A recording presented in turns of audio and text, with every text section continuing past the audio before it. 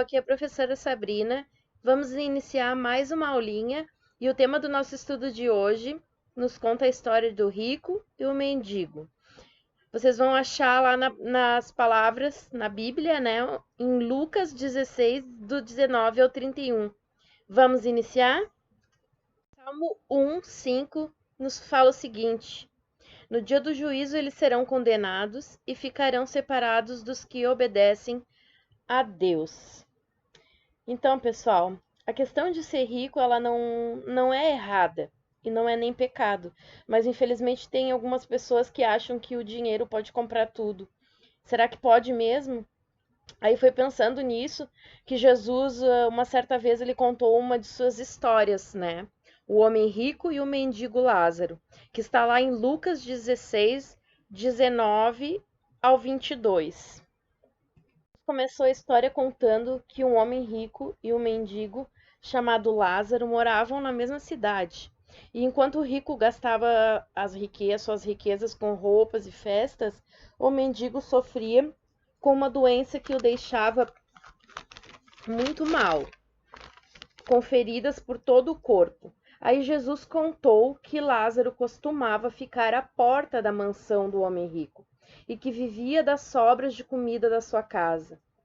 Os melhores amigos de Lázaro eram os cães que lambiam suas feridas. Apesar de todo o sofrimento, Lázaro amava a Deus. Já o homem rico não se lembrava de Deus, pois julgava não precisar dele. Depois de muitos anos sofrendo, Lázaro então morreu e foi levado pelos anjos para o mesmo lugar onde Abraão estava. O rico morreu, mas não foi para o mesmo lugar que Lázaro. Foi para um lugar onde há desespero, sofrimento e dor. Vamos falar um pouquinho, então, pessoal, sobre o ciclo da vida, né? Na escola, então, desde pequeno, a gente aprende que o ser vivo, ele tem 4 fases, né?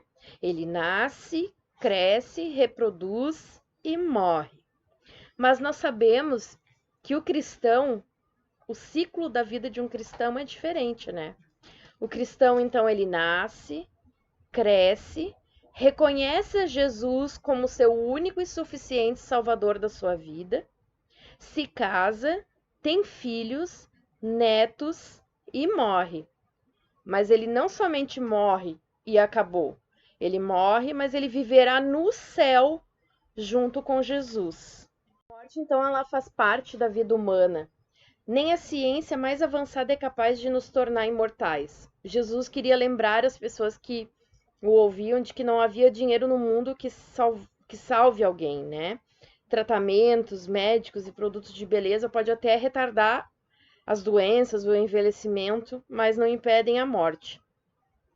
Para quem crê em Jesus, o ciclo da vida não acaba com a morte, então, né, pessoal?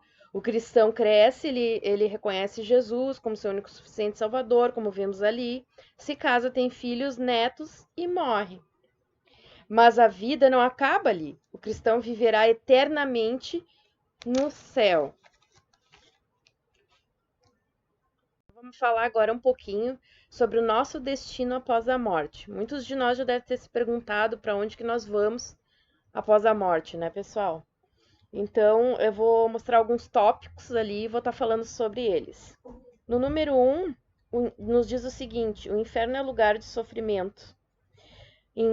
Nós podemos ver isso, então, em Lucas 16, 23 e 24. Com essa parte da história contada por Jesus, a gente aprende que, diferente do que muitos dizem, o inferno não é um lugar de diversão e festas. O rico estava em sofrimento. Não havia alegria no inferno, apenas dor. No 2, não existe perdão ou misericórdia após a morte. Isso nos mostra lá, vocês abram em Lucas 16, 25 e 26. O rico, então, ele só se deu conta do seu desprezo por Deus quando havia morrido. Em vida, o rico confiou no dinheiro, mas não em Deus.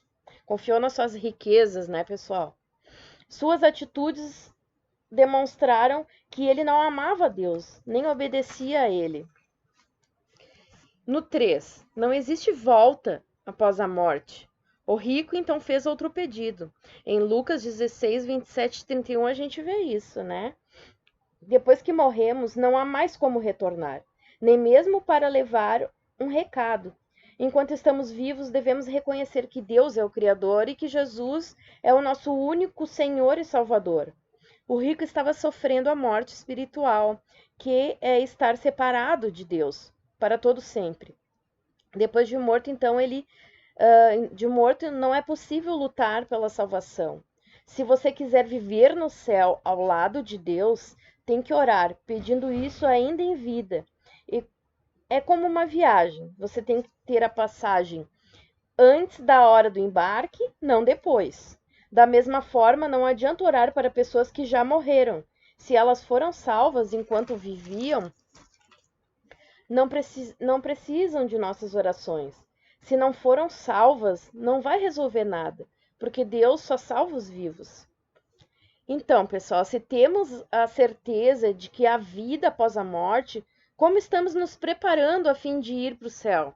Essa pergunta que eu deixo para vocês, como é que vocês estão se preparando para ir para o céu, né? A gente então tem que ter em mente que a gente tem que ter fé em Cristo como nosso Salvador e nos arrepender dos nossos pecados todos os dias. Isso definirá o nosso futuro, principalmente para onde a gente vai após a morte.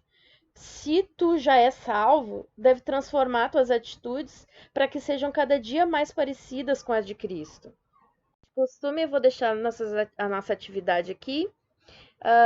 Acima vai estar escrito o capítulo onde a gente vai encontrar a resposta da pergunta, né? Ali em Marcos 16:15, nós vamos achar a resposta da pergunta 1. O que devemos anunciar? Para quem devemos anunciar? 2. Quem pode ter a vida eterna? 3. Paulo se refere a dois opostos nesse versículo. Quais são? Qual a marca das pessoas que possuem a vida eterna? 5. Qual o símbolo que Jesus usou para ensinar sobre a vida eterna? O que ele ensinou? 6. Como é a herança que teremos no céu? Então é essa atividade, pessoal. Espero que vocês estejam respondendo a aulinha e enviando as respostas para mim através do meu WhatsApp. Peçam ajuda aos pais, leiam todos os capítulos e versículos que eu coloquei durante todos os slides, para que vocês possam entender melhor a história contada hoje. Então, pessoal, eu deixo um abração, fiquem todos com Deus e até a próxima aula.